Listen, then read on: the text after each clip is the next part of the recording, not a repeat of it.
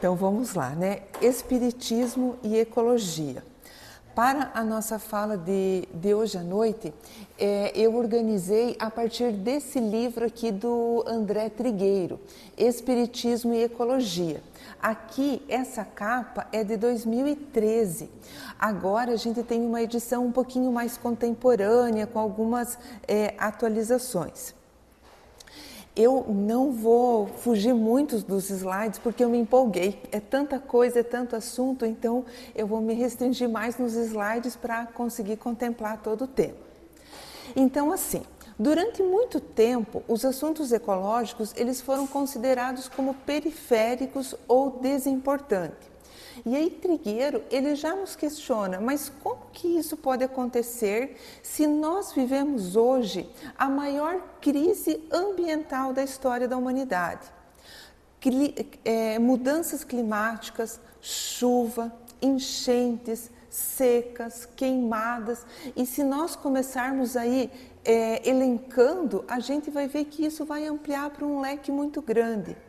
A escassez de recursos hídricos, produção monumental de lixo, a destruição sistemática e veloz da biodiversidade, crescimento caótico e desordenado das cidades em que vive a maior parte da população mundial e a própria transgenia, né? Que a gente muitas vezes nem sabe direito aquilo que ingerimos. E todos esses problemas, eles são causados por nós e pelo estilo de vida, pelos nossos hábitos, pelos nossos comportamentos e pelos padrões de consumo que assumimos.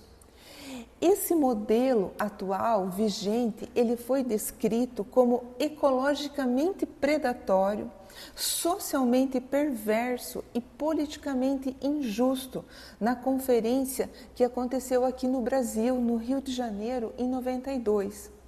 Alguns pesquisadores vão um pouquinho mais além e eles usam a expressão ecocídio, porque eles querem designar esse extermínio das condições que suportam a vida no planeta. E André Trigueiro, ele vai discorrendo em todo o livro sobre essa responsabilidade que temos, pois nós somos os predadores desse ambiente que nos acolhe. Não é uma fatalidade, um castigo divino ou qualquer outra razão mística. Ele fala que nós estamos sofrendo hoje os efeitos das escolhas que nós fizemos no nosso dia a dia. E ele fala assim, que se nós somos a causa dos problemas, também é verdade que as soluções precisam partir de nós. Ele fala que nós precisamos buscar alternativas, novos conceitos de gestão, uma nova economia. Como o Momento Espírita falava, uma nova ética civilizatória baseada na sustentabilidade. No decorrer da apresentação, nós veremos que o Espiritismo e a ecologia são ciências afins, sinérgicas e que apresentam abordagens sistêmicas da realidade. No entanto, elas ainda não foram bem compreendidas ou aceitas. O autor comenta que muitos de nós somos analfabetos ambientais, porque nós não temos a devida sensibilidade, a devida compreensão das questões ambientais. Kardec, ele já é nosso íntimo, digamos assim, né? Para nós que estudamos a doutrina, nós conhecemos que ele foi o decodificador e ele fez todo o seu trabalho na França. Haeckel, ele foi um naturalista alemão que desenvolveu todo o seu trabalho na Alemanha. Ambos divulgaram as suas descobertas na mesma época, com um intervalo pequenininho de 9 anos. O Livro dos Espíritas foi publicado em 1857 e o termo ecologia passou a ser utilizado em 1866. Ambos simpatizavam com a teoria da evolução de Darwin e os dois se preocuparam em utilizar o método científico como base da sustentação para suas teses e seus princípios. Ou seja, Os dois pensaram e agiram como cientistas. Vamos lá. A ciência espírita. Allan Kardec, em um discurso proferido em 1º de maio de 1868, na Sociedade Espírita de Paris, ele explicou que o espiritismo é uma religião no seu sentido filosófico, pois ele funda os vínculos de fraternidade e de comunhão de pensamento sobre as bases sólidas, que são as leis da natureza. Ele reconhece a existência de Deus e ele explica o sentido da vida, da origem e o destino das almas. E o Espiritismo se reconhece como ciência, porque ele procede da mesma forma que as ciências positivas, na observação, na comprovação dos fatos que são rigorosamente acompanhados. Então, o Espiritismo ele é uma ciência de observação, ele não é um produto da imaginação. A ciência ecológica, ela nasce da combinação de duas palavras, oikos, que significa casa, e logos, o estudo. Então, literalmente, é o estudo da nossa casa. Haeckel cunhou essa expressão para designar uma nova ciência que procura estudar, investigar todas as relações entre os seres vivos existentes e desses seres vivos com o meio que nos cerca.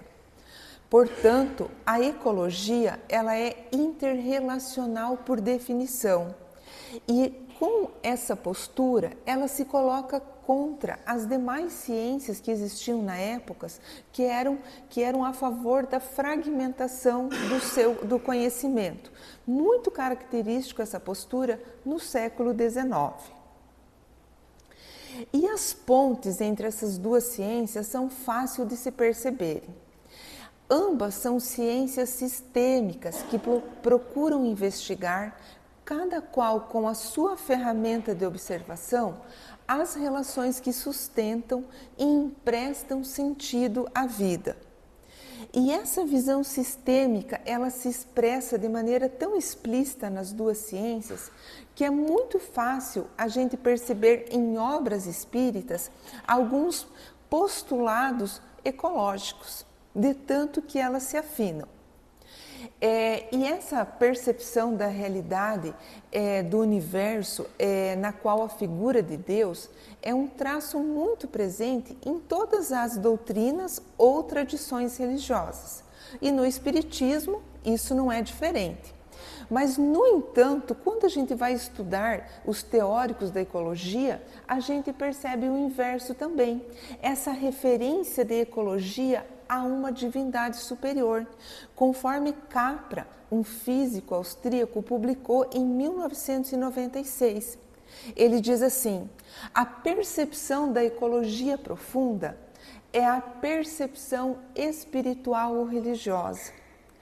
Quando a nossa concepção de espírito humano ela é entendida como um modo de consciência na qual o indivíduo tem a percepção da sua pertinência, da sua conexão com o cosmo como um todo, torna-se claro que a percepção ecológica ela é espiritual na sua essência mais profunda. Voltando para a doutrina espírita, no livro A Gênese, essa interdependência preconizada pelos ecologistas, ela aparece descrita da seguinte maneira por Allan Kardec. Assim, tudo no universo se liga, tudo se encadeia e tudo se acha submetido a uma grande e harmoniosa lei da humanidade. Na questão 540 do Livro dos Espíritos, Kardec afirma: é assim que tudo serve, que tudo se encadeia na natureza, desde o átomo primitivo até o arcanjo, que tudo começou por ser um átomo.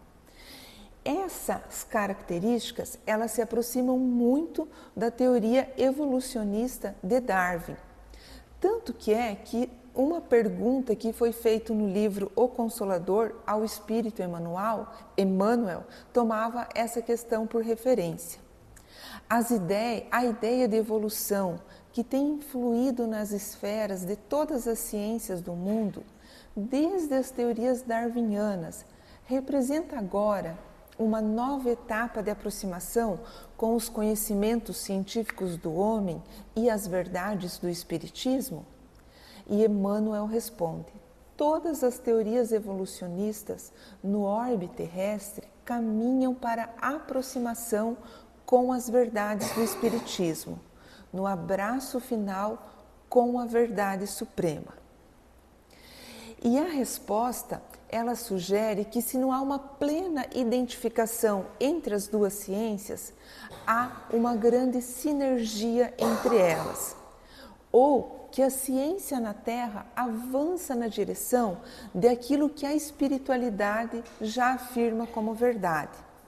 Nas obras espíritas, explica-se a jornada evolutiva se desdobra pelos 3 reinos da natureza como degraus de uma escala evolutiva. Agora aqui a gente vai fazer uma ponte com a palestra do professor João na semana passada, né? Reino mineral, vegetal, animal. Essa é a nossa escalada. Dessa forma, a gente consegue perceber que todos nós já passamos por esses diferentes degraus e que todos esses reinos da natureza, eles estão numa progressão contínua. E isso determina uma nova postura, uma nova ética humana em relação a todas as criaturas existentes. Porque os demais seres vivos, eles podem ser considerados como irmãos em evolução, que hoje estagiam em níveis inferiores, já experimentados por nós. O fato é que espíritas e ecologistas têm motivos de sobra para defender a mesma causa, a proteção da biodiversidade. Se para o ecologista a expressão equilíbrio ecológico revela a capacidade de um ecossistema se manter perene por si mesmo, sem que o homem interfira nesse software inteligente da vida, comprometendo a sua resiliência, para os espíritas há uma responsabilidade um pouquinho maior. Há de se reconhecer algo a mais, a importância dessa escada cujos degraus precisam suportar a evolução de outros, que como nós têm o mesmo direito de existir e seguir em frente. E o André Trigueiro, ele nos chama a atenção com relação ao abate dos animais, que enquanto nós ainda necessitarmos dos animais para a nossa alimentação, que a forma de realizar esse procedimento deve ser da maneira sem crueldade, da maneira mais ética possível, minimizando os riscos de dor e de sofrimento. Vamos lá. Agora aqui também vem outra parte bem interessante do livro, aonde que ele fala assim: o planeta está dentro de nós. Nós somos feitos dos mesmos elementos que constituem o planeta. A palavra homem vem de humanidade, que tem origem no latim humus. A palavra Adão, que aparece simbolicamente lá no Velho Testamento como a primeira criatura humana, ela significa terra fértil em hebraico. Então, essa mesma terra que empresta um nome ao planeta e à nossa espécie, se revela no mais simples exame de sangue, quando nós descobrimos que nas nossas veias transportamos esses minerais, né? O ferro, o zinco, o cálcio, o selênio, fósforo, manganês, potássio, magnésio são elementos absolutamente essenciais à nossa saúde e ao nosso bem-estar. Se nos descuidamos da ingestão de algum desses nutrientes que estão presentes na maioria dos alimentos, o nosso metabolismo fica exposto a diferentes gêneros de desequilíbrio e de doenças. E o mesmo ocorre com relação à água, A proporção de água do nosso planeta é 70%. É a mesma proporção que compõe o nosso corpo físico. Nós precisamos ingerir aproximadamente 2,5 litros de água por dia para assegurar o bom funcionamento do nosso metabolismo, irrigando as células, glândulas, órgãos e tecidos. E também precisamos da água no ar que respiramos. O elemento fogo, ele se revela simbolicamente em diferentes fenômenos fundamentais à manutenção da vida. Ou seja, vem do Sol a energia que sustenta todas as estruturas vitais do planeta, cujo núcleo é composto de uma grande massa de magma incandescente. E nós chamamos de efeito estufa a capacidade da atmosfera reter parte desse calor irradiado pelo Sol. Porque se nós não tivéssemos esse efeito estufa, a gente já seria sapecadinhos, né? O ar, né, é o elemento mais urgente para a nossa existência. Nós até podemos passar vários dias sem uma alimentação sólida, um número menor de dias sem líquidos, mas apenas alguns instantes sem ar. Percebam, meus queridos amigos, que nós temos que reconhecer que sem água potável, terra fértil, ar respirável, uma incidência adequada de luz e calor, o nosso processo evolutivo encontra-se ameaçado. As condições de cada vez menos acolhedoras da nossa casa, do nosso planeta, eles tornam o planeta, o ambiente hostil à nossa sobrevivência. E isso ocorre devido à nossa imperícia, imprudência ou negligência. Nós sofremos as consequências dos estragos que determinamos ao meio que nos cerca, porque o que está fora também está dentro. Não tem como tirar a humanidade do planeta. E aqui eu trago uma frase que foi até slogan de várias campanhas da Teresa Catalão, que ela diz assim: o meio ambiente começa no meio da gente. Então não tem como a gente se achar que nós somos seres privilegiados, que não vamos sofrer as consequências que o planeta está sofrendo. No livro A Gênese, Allan Kardec ratifica esse princípio comum quando ele faz a seguinte afirmação: são os mesmos elementos constitutivos dos seres orgânicos e inorgânicos que o sabemos a formar incessantemente em dadas as circunstâncias, as pedras, as plantas e os frutos. Ou seja, o que vale para o corpo físico também vale para a substância que envolve o nosso espírito, que nós costumamos chamar, nós nominamos de perispírito. E isso o Kardec ele vai desenvolver no primeiro capítulo do Livro dos Espíritos, aonde que ele pergunta: de onde tira o espírito o seu invólucro semimaterial? Do fluido universal de cada globo, razão porque não é idêntico em todos os mundos. Passando de um mundo a outro, o espírito muda de envoltório como mudais de roupa. E Kardec ainda questiona: assim, quando os espíritos que habitam em mundos superiores vêm ao nosso meio, tomam um perispírito mais grosseiro? E os espíritos responderam: é necessário que se revistam da vossa matéria, como já dissemos. Então, esse fluido cósmico universal, que é a matéria-prima de tudo que existe, ele assume diferentes formas e texturas na exuberante rede de sistemas que se desdobram no universo.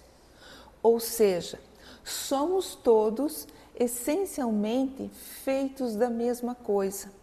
E a partir do momento que nós desenvolvemos essa compreensão, isso vai determinar o aparecimento de uma nova ética existencial, aonde que nós vamos nos reconhecer como parte de um todo e não a razão pela qual o mundo existe.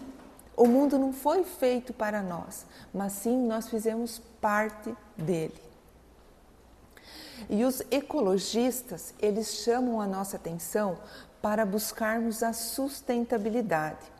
E a palavra sustentável, ela é utilizada como um adjetivo que define um sistema em equilíbrio. Então, é sustentável o sistema que respeita os seus limites, a sua biocapacidade. Trigueiro, no livro, ele menciona algumas civilizações do passado que desapareceram, ele usa essa expressão, desapareceram do mapa por não terem sido sustentáveis. A decadência dessas culturas teria ocorrido simultaneamente com o monumental desperdício de recursos naturais, um aumento expressivo da população, a dizimação de florestas e outras ações humanas que colapsaram a capacidade de suporte dos ecossistemas. E um exemplo são os maias, os vikings, os moradores da Ilha de Páscoa, que são os personagens de uma tragédia causada pelas próprias vítimas.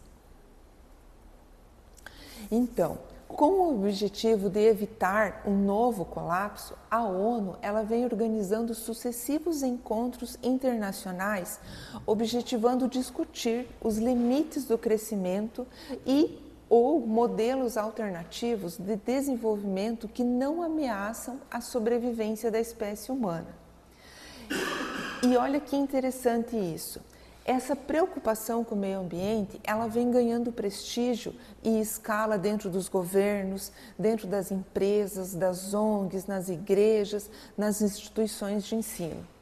Mas Trigueiro afirma que quanto maior a sensibilidade para os problemas ambientais, por mais que isso se dê numa velocidade satisfatória, as ações concretas, elas são pequenas. Então, tendo muita divulgação, esses são temas que estão ganhando cada vez mais espaços, mas só no campo teórico. No campo concreto, ainda nós não temos ações, né? E ele fala que nós necessitamos de mudanças estruturais, que envolvem valores, hábitos, padrões de comportamento, padrões de consumo. E não adianta nós ficar esperando por medidas através de decretos, de leis ou medidas provisórias.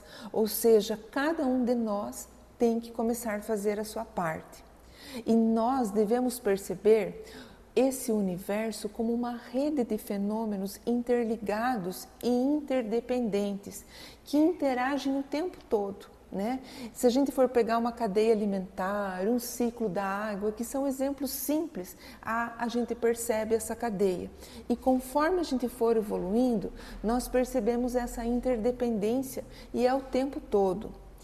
E isso tem que provocar uma revolução no nosso entendimento das coisas, porque isso muda a nossa maneira de explicar o mundo e a nós mesmos.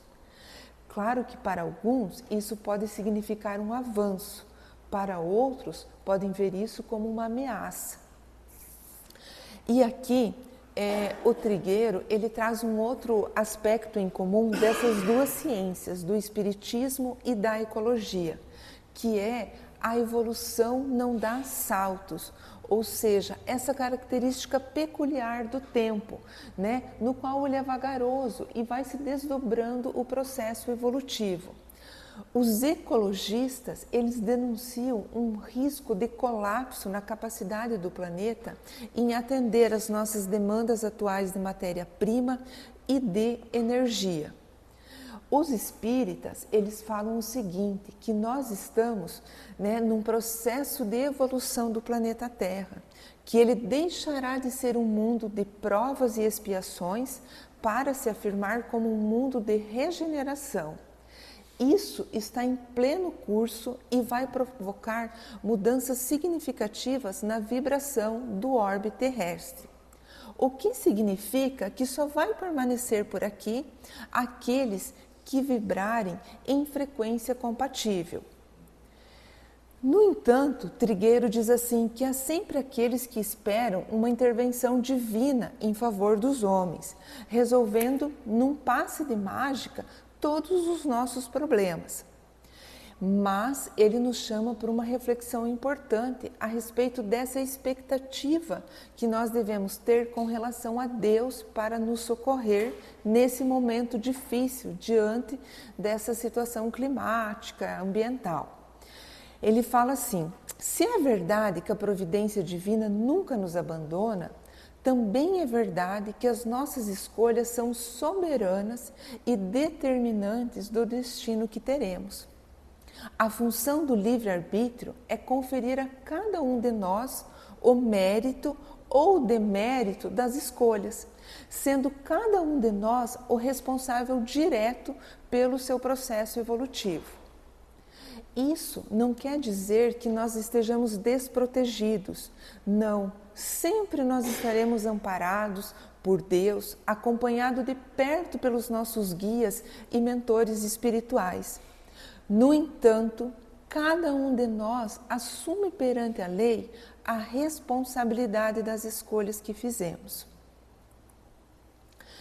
E agora nós chegamos num tema assim, bem importante da nossa reflexão, que é sobre o consumo consciente. Né? Falamos de ética, falamos de uma nova postura, e é impossível a gente falar de meio ambiente sem contemplar a questão do consumo. Então, assim, é impossível nós vivermos sem consumir. Tudo que nós consumimos, ele é retirado sistematicamente da natureza, como matéria-prima ou como energia. E é isso que torna os nossos atos mais banais do dia a dia possível, como comer, vestir-se, morar, trabalhar. O consumo favorece a vida e não tem problema nenhum em ser dessa maneira. O que nós temos que nos atentar é quando nós passamos a consumir em excesso, quando nós praticamos o consumismo, né, que se refere a qualquer tipo de excesso, de exagero e ao desperdício dos recursos. Toda vez que excedemos ao consumo daquilo que nos é necessário, e à medida que isso se torna algo cultural, natural, eu vou lavar o carro com água potável e não vejo problema nenhum nisso, né? A gente incorpora isso ao nosso hábito, à nossa rotina, nós não temos nenhuma noção dos impactos que causamos, e isso gera algum tipo de desequilíbrio de ordem material ou de ordem moral. Parte desse problema com o consumismo, ele teve origem há quase 300 anos atrás, com a Revolução Industrial, que oferecia no seu slogan conforto e prazer. No entanto, tudo que era produzido em escala precisava ser consumido em escala. Então, dessa forma, passou-se a estimular as pessoas a consumirem muito além do necessário, sem culpa e sem remorso. E surge dessa maneira a sociedade do consumo, aquela que detém o poder de realizar todos os desejos. Utilizou-se da publicidade para despertar novos desejos a cada campanha, usando diferentes mídias para alcançar o mesmo objetivo: vender um produto novo ou um serviço. Aqui também público e notório para todos nós, né? E o consumismo, o consumo, não passou despercebido por Allan Kardec. Ele também questionou a espiritualidade sobre os problemas éticos decorrentes do consumismo, como um possível descompasso entre a capacidade do planeta Terra de suportar e as nossas necessidades humanas. E esse assunto ele é bem fundamentado no capítulo 5 do Livro dos Espíritos, que apresenta a lei de conservação. Aqui nós vamos ficar só com a questão 705, aonde que Kardec pergunta: por que nem sempre a terra produz bastante para fornecer ao homem o necessário? É que, ingrato, o homem a despreza. Ela, no entanto, é excelente mãe. Muitas vezes também acusa a natureza do que só é resultado de sua imperícia ou da sua imprevidência. A terra produziria sempre o necessário, se com o necessário soubesse o homem contentar-se. Se o que ela produz não basta a todas as necessidades, é que ele emprega no supérfluo o que poderia ser aplicado no necessário. Muito bem, várias religiões, doutrinas filosóficas nos alertam sobre esse risco do deslumbramento com o mundo material. Sempre nos é orientado a dedicarmos parte do nosso tempo e da nossa energia ao cultivo de valores espirituais que são considerados imperecíveis e essenciais e que nos acompanharão após o fim da nossa vida corporal. Então, esse é um dos grandes desafios da nossa existência aqui na Terra. Equilibrar com sabedoria as demandas da matéria sem se deixar levar pelas vicissitudes do mundo material. E aqui, meus amigos, esse é um ponto também bem pertinente, que a visão cristã de solidariedade, que é encontrada com um amplo respaldo nos movimentos ambientalistas, ela defende os interesses coletivos em detrimento dos interesses individuais. Então, ar limpo, água potável, terra fértil deve ser uma luta a favor de todos e não do interesse de apenas de alguns. E essa sustentabilidade, ela deve ser para nós espíritas um valor espiritual. Como nós falamos anteriormente, nós não temos mágica no processo evolutivo, ele é linear. Nós somos os construtores de um mundo de regeneração. E se nós não corrigirmos o rumo da direção de uma sociedade sustentável, nós vamos prorrogar as situações de desconforto que já foram mencionadas no início. Então, meus amigos, não tem como a gente esperar a chegada de um mundo de regeneração de braços cruzados. Até porque, sem os devidos méritos evolutivos, muitos de nós podemos retornar ou devemos retornar a esse mundo pelas portas da reencarnação. E se quando voltarmos nós quisermos aqui encontrarmos estoques razoáveis de água doce, ar puro, terra fértil, menos lixo e um clima estável, sem todos esses flagelos anunciados pelos ecologistas decorrentes da queima do petróleo, de gás, que estão agravando o efeito estufa, nós precisamos agir agora, sem perda de tempo. E Trigueiro nos chama a atenção que para nós espíritas devemos observar uma coincidência. Sendo verdade que o Brasil é o país do mundo que reúne o maior número de espíritas, também é verdade que esse é o país que concentra o maior estoque de água doce superficial, a bacia do rio Amazonas, ou de água doce subterrânea, que é o aquífero Guarani. A maior diversidade biológica e a maior disponibilidade de solo fértil. Então, Trigueiro fala assim: ser espírita no Brasil é promover a gestão inteligente e sustentável desses preciosos recursos, do ponto de vista ecológico e moral. E esse vai ser um dos grandes desafios no início desse milênio. E falando em desafios, nós temos então 2 desafios para refletirmos. Fazer escolhas certas a favor da vida no seu sentido mais amplo e lidar de forma criativa com eventuais impossibilidades do caminho e transformar aquilo que é um problema em solução, a crise em oportunidade. É uma lição de sabedoria que devemos renovar a cada dia. E é o que se espera daqueles que, como nós, hoje encontram-se encarnados sabendo que estamos aqui de passagem. E Trigueiro, ele é bem assim pontual, ele fala assim que nós espíritas, nós já dispomos das informações suficientes na doutrina para saber como devemos atuar diante dessas crises, que a gente não precisa ter hesitação e nenhum tipo de temor, mas que nós devemos aprender com ela e responder positivamente ao chamado de cuidarmos melhor da nossa casa, do nosso planeta.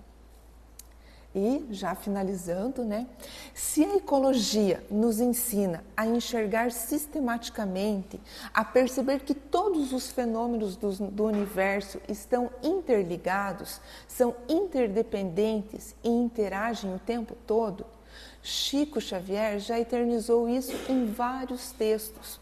E aqui eu trago um recortezinho do livro Ideal Espírita, quando André Luiz nos lembra dos ensinamentos contidos nas observações dos fenômenos naturais. Retiremos dos cenários naturais as lições indispensáveis à vida. Somos interdependentes. Não viveremos em paz sem construir a paz dos outros. E lembrem-se, os outros não são só nós, seres humanos. É todo o meio ambiente, é todas as espécies, é o planeta como um todo. Eu tinha mais uma coisinha aqui, né? Se vocês me permitem mais um minutinho, eu quero passar uma mensagem para a gente encerrar esse tema bem pertinente. O Atos só vai